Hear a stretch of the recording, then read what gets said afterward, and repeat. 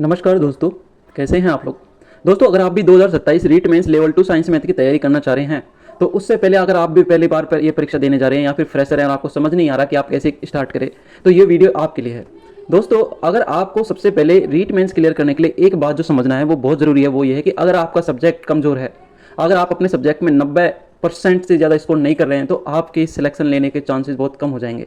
क्योंकि इस समय RSSMB का जो जीके का पैटर्न है वो किसी को समझ में नहीं आ रहा, इनका जो करंट का पैटर्न वो किसी को नहीं समझ में आ रहा है। तो आपके हाथ में बचता है केवल सब्जेक्ट के आते हैं 60 क्वेश्चन और 10 क्वेश्चन आते हैं टीचिंग मेथड के, यानी कुल मिलाकर 70 क्वेश्चन।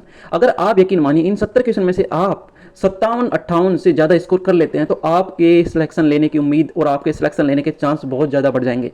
मैं अपने बारे में बता दूं, मेरा इस बार संस्कृत डिपार्टमेंट की जो लेवल 2 साइंस मैथ का जो एग्जाम हुआ है उसमें मेरी 794 रैंक है। मैं MBC कैटेगरी से हूँ।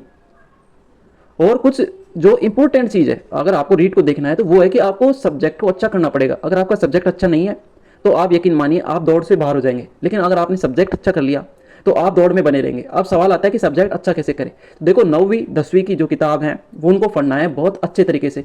उसके अलावा 11वीं 12वीं में जो आपका रीट का जो पाठ्यक्रम है, सिलेबस है, और जो टॉपिक 11वीं 12वीं में भी हैं आपको उन टॉपिक्स को 9वीं 10वीं में भी मिलेंगे। फॉर एग्जांपल कई टॉपिक होंगे वो 9वीं 10वीं में मिलेंगे, लेकिन उनको थोड़ा सा ज़्यादा एक्सप्लेनेशन के साथ 11th और 12th में भी पढ़ा रखा है। तो आपको उन टॉपिक्स को 9वीं 10वीं 11वीं 12वीं चारों किताबों से पढ़ना है। उसके बाद में अगर आप चाहते हैं तो आप इजी साइंस की बुक आती है साजिद खान की, आप उस बुक को भी पढ़ सकते हैं। दोस्तों, मैंने उससे पढ़ी थी, हालांकि मेरा जो मैंने प्रॉपर थर्ड ग्रेड की तैयारी नहीं की थी, मैंने पटवारी की थी, पुलिस की थी, लेकिन मेरा जीके का अच्छा स्कोर था जिसकी वजह से मेरा इसमें भी चयन हो जाएगा शायद।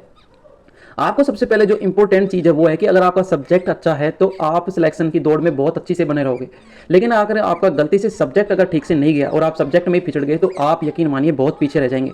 क्योंकि जो साइंस वाले जो बैकग्राउंड वाले जो लड़के होते हैं, लड़के लड़कियाँ, वो दरअसल जीके में उतना अच्छा स्कोर नहीं कर पाते। वो स्कोर करते हैं सब्जेक्ट में, टीचिंग मेथड में और साइकोलॉजी में।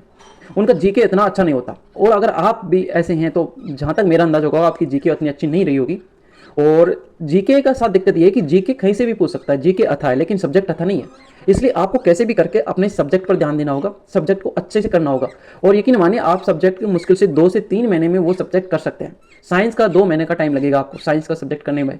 साइंस का जो भी सिलेबस दे रखा है उस टॉपिक्स को क्लियर करने में मुश्किल से आपको 2 महीने लगेंगे। आप 2 महीने बाद में बड़ी आसानी से साइंस का नोट्स तैयार कर लीजिए और उनको बार बार रिवीजन कीजिए। अंत में आपको एक के बाद मॉक टेस्ट देने हैं।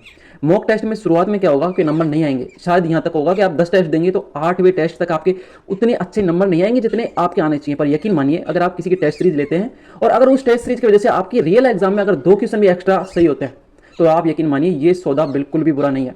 इसलिए मैं यही कहूंगा कि आपको सब्जेक्ट पर ध्यान देना है। दूसरा, टीचिंग मेथड अच्छे से पढ़ने हैं। तीसरा, शैक्षिक परिदृश्य आपको ऊपर से पढ़ लेना है। शैक्षिक परिदृश्य में आपको दिक्कत नहीं आएगी। अगर वो चाहेगा कि शैक्षिक परिदृश्य के आपके क्वेश्चन बने तो वो ऐसे क्वेश्चन देगा जो ऊपर से आ जाएंगे, और वो चाहेगा कि नहीं हो तो आप कितना भी पढ़ लीजिए वो क्वेश्चन को ऐसे घुमाएगा कि आपकी दिक्कत हो जाएगी। उसके अलावा जो राजस्थान जीके है, राजस्थान जीके में आपको सबसे पहले जो ध्यान देना होगा वो ये है कि राजस्थान जीके में अगर 50 क्वेश्चन आते हैं तो अकेले 50% क्वेश्चन भूगोल से आते हैं। इसलिए आपको राजस्थान जीके का भूगोल बहुत अच्छे से करना है। उसके अलावा आपको दूसरे नंबर प्रायोरिटी देनी है राजस्थान के आर्ट एंड कल्चर को। उसके बाद में तीसरे नंबर पर आपको प्रायोरिटी देनी है राजस्थान के इतिहास को। राजस्थान के इतिहास में भी आपको मुख्यतः प्रायोरिटी देनी है मॉडर्न हिस्ट्री ऑफ राजस्थान को। मॉडर्न हिस्ट्री में क्या क्या टॉपिक्स आते हैं? राजस्थान का एकीकरण, राजस्थान की 1857 की क्रांति, राजस्थान के प्रजामंडल आंदोलन, किसान आंदोलन, और 2-3 चीज और हैं मुश्किल से। और ये भी जितने भी राजपूत हैं, राजपूत राजवंश, इनके उत्पत्ति के सिद्धांत, अगर आप ये पढ़ लेते हैं तो आपका काम बन जाएगा। क्योंकि हिस्ट्री में से 6 से 7 क्वेश्चन पूछता है और आप आराम से इन पढ़ कर जाते हैं तो 5 क्वेश्चन आराम से कर लेंगे। अब सवाल ये था कि जीके कैसे तैयार करें। तो दोस्तों, RSSMB का जो पैटर्न है इस समय चेंज हो रहा है, पर यकीन मानिए वो पैटर्न उस तरह का चेंज नहीं हो रहा जिस तरह के लोग हवा बना रहे हैं। पैटर्न चेंज हो रहा है, ये बात है, पर अब पैटर्न चेंज इस तरह से हो रहा है कि आपको एक ही क्वेश्चन में 4 फैक्ट्स देखने को मिल रहे हैं। यानी कि फैक्ट्स तो वही है, बस वो है कि अब एक ही क्वेश्चन में 4 फैक्ट्स आ रहे हैं। जहां पहले 1 लाइनर आता था अब वो 4 फैक्ट्स आ रहे हैं। इसलिए आप 9वीं 10वीं की राजस्थान अध्ययन की जो किताब उनको बहुत अच्छी तरीके से कर लीजिए। उसके अलावा आप या तो ब्रह्मास्त्र पढ़ लीजिए। ब्रह्मास्त्र 1 नंबर किताब है दोस्तों, सब दुनिया वही पढ़ती है। देखो, आपको कोई भी नई चीज नहीं पढ़नी, आपको वही पढ़ना है जो बाकी सब पढ़ रहे हैं, बस उनसे बेहतर पढ़ना है। क्योंकि कोई भी लड़का नई चीज नहीं पढ़ सकता, नया क्वेश्चन आएगा किसी से नहीं होगा। जो सब पढ़ रहे हैं आपको भी वही पढ़ना है, बस उनसे बेहतर पढ़ना है और उनसे ज़्यादा रिवीजन करना है। अगर आप ये स्ट्रेटेजी फॉलो करते हैं, मॉक टेस्ट देते हैं, तो आप बड़ी आसानी से रीट में सिलेक्शन ले जाएंगे बिना किसी दिक्कत के। और इस समय तो डीपीसी होने के चांस हैं, और डीपीसी में कहा जा रहा है कि करीब 5 से 6,000 पोस्ट आएंगे, और 5 से 6,000 साइंस की बहुत होती हैं दोस्तों। अगर आप एक रियल में अगर आप डेडिकेटेड तैयारी करेंगे और आपको अंदर से है कि मुझे सिलेक्शन लेना है, तो 6,000 पोस्ट बहुत होती हैं।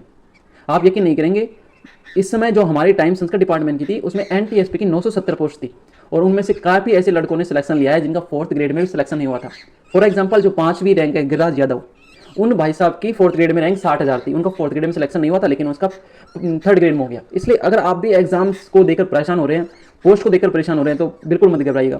और अब सीन बिल्कुल बदल चुका है। अब रियलिटी तो ये है कि अगर आप अच्छे से तैयारी करते हैं तो कंपटीशन ज़्यादा नहीं है, क्योंकि ज़्यादातर लोगों को तो पता ही नहीं है क्या तो पढ़ना है क्या नहीं पढ़ना है, वो अंधाधुंध पढ़े जा रहे हैं बिना किसी स्ट्रेटेजी के।